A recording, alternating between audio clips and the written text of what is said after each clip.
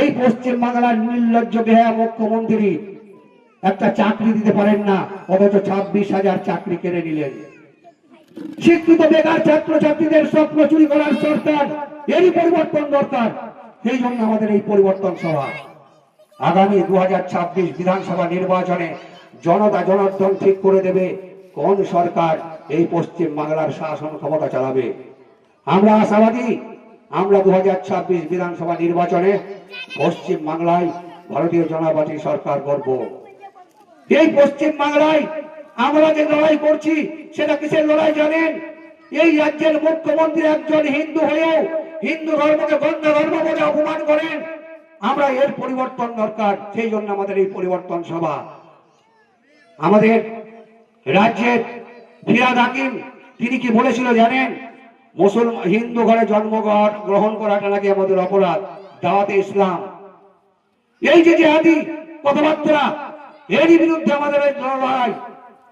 আমাদের বিধায়ক মমতা ব্যানার্জির পাশ থেকে যিনি সরে গিয়েছেন হুমায়ুন কবির, তিনিও বলেছিলেন 30% 8 ঘন্টার মধ্যে গঙ্গার জলে, ভাগীরথী গঙ্গার জলে ভাসিয়ে ফেলে দেব। এই যে জিহাদি কথাবার্তা, এরই বিরুদ্ধে আমাদের লড়াই। তাই আমরা এই পরিবর্তন, তাই আমাদের দরকার পরিবর্তন, সেই জন্য আমাদের এই পরিবর্তন সভা। আজ ভারতীয় জনতা পার্টির বীরভূম সাংগঠনিক জেলার হাসন বিধানসভার হাসন 2 মণ্ডলের শীতলগ্রাম অঞ্চলের শীতলগ্রাম 1 নম্বর শক্তিকেন্দ্রে পরিবর্তন সভা কর্মসূচি সম্পূর্ণ করা হলো।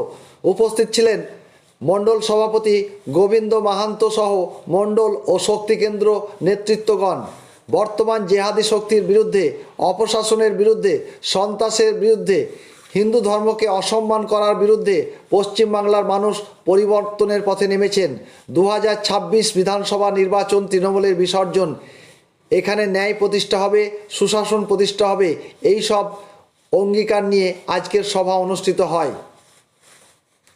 লক্ষ্মীর ভান্ডার, তিনি লক্ষ্মীর ভান্ডার দিচ্ছেন না, তিনি বলেছেন এই পশ্চিম বাংলা হচ্ছে মা মাটি মানুষের সরকার। হায় রে মমতা ব্যানার্জি, আপনাকে দেখে আমাদের করুণা হয়।